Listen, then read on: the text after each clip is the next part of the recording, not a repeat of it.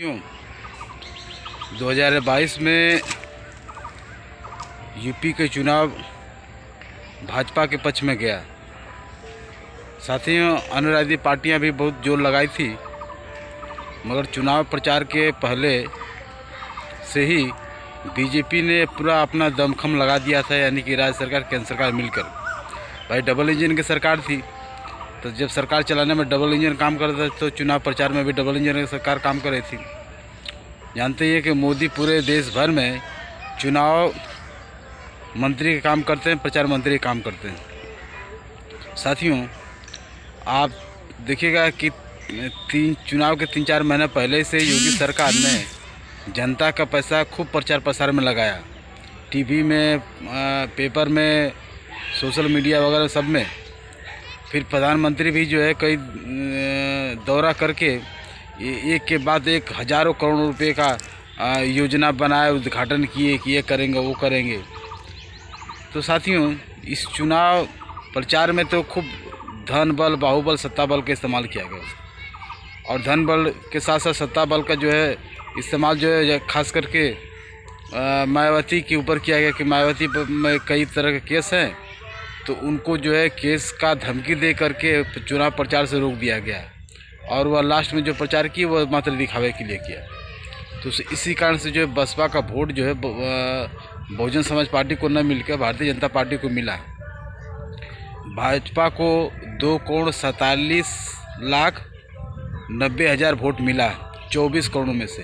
तो साथियों, ये 24 करोड़ में से अगर 2.5 लाख किसी को मिल जाएगा और वो कहेगा कि हम मैंने देश की या राज्य की पूरी जनता हमारे काम से खुश है और हमें वोट दे रही है, तो क्या इसे सही माना जाए?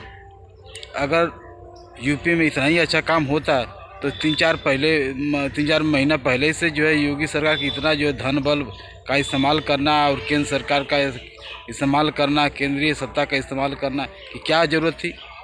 आपने ठीक चुनाव के पहले 1 केजी नमक, 1 केजी दाल, 1 केजी तेल देने की घोषणा कर दिया।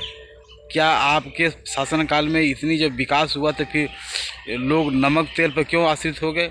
यहाँ तक कि आपने कहा कि लॉकडाउन में जब पुराने तरीके से जब काम नहीं मिल रहे थे तो आपने मनरेगा से काम दिया, तो मनरेगा से जब काम देते रहे तो लोग तो खुशहाल होना चाहिए, तो फिर इस तरह के 1 किलो नमक दाल तेल देने की क्या ज़रूरत थी? तो साथियों, इस चुनाव प्रचार प्रसार में किस तरह आपने देखा होगा कि भाजपा के मंत्री को मारे जा रहे हैं, भगाए जा रहे हैं। कई 1 नहीं, 10 नहीं, 20 नहीं, 30 जगह पर मंत्रियों को मार कर भगाया जा रहा था बीजेपी के। यहाँ तक कि कई बीजेपी के प्रचार प्रसार में उनके सभा में भीड़ ही नहीं जुटी, यहाँ तक प्रधानमंत्री के सभा में भीड़ भी नहीं जुटी। तो साथियों, इस तरह का प्रोपेगेंडा जो बीजेपी ने फैलाते ही गया, उसका रिजल्ट हम लोग चुनाव प्रचार के पहले देखे। फिर भी इसके बाद इतनी प्रचंड बहुमत से सरकार बन जाना, और तो साथियों सबको सोचने की मजबूर कर देता है। यहाँ तक चुनाव संपन्न हो जाने के बाद किस तरह से ईवीएम मशीन को यहाँ से वहाँ लेके जाया जा रहा है। जो पकड़ा गया वह समाजवादी पार्टियों की ओर से पकड़ा गया, और जब पकड़ लिया गया तो ये एसडीएम, वो एसडीएम, इस कर्मचारी, उस अधिकारी को सस्पेंड कर दिया गया। सवाल है कि इस चोरी को बीजेपी या शासन सत्ता क्यों नहीं पकड़ पाई? अब पकड़ने के बाद जो उनको सस्पेंड कर दिया, फिर वह सवाल है कि कोई एसडीएम ने अपने चुनाव प्रचार के लिए, क्या अपने फ़ायदे के लिए, क्या वो चुनाव लड़ रहे थे कि जो है ईवीएम को यहाँ से वहाँ गलत तरीके से लेके जाएंगे? ईवीएम को लेके जाना एक सुरक्षा के साथ ही कानूनी तरीका है, इस तरह नहीं कि जो जहाँ तहाँ चले जाए। तो साथियों, जो होना था वो हुआ।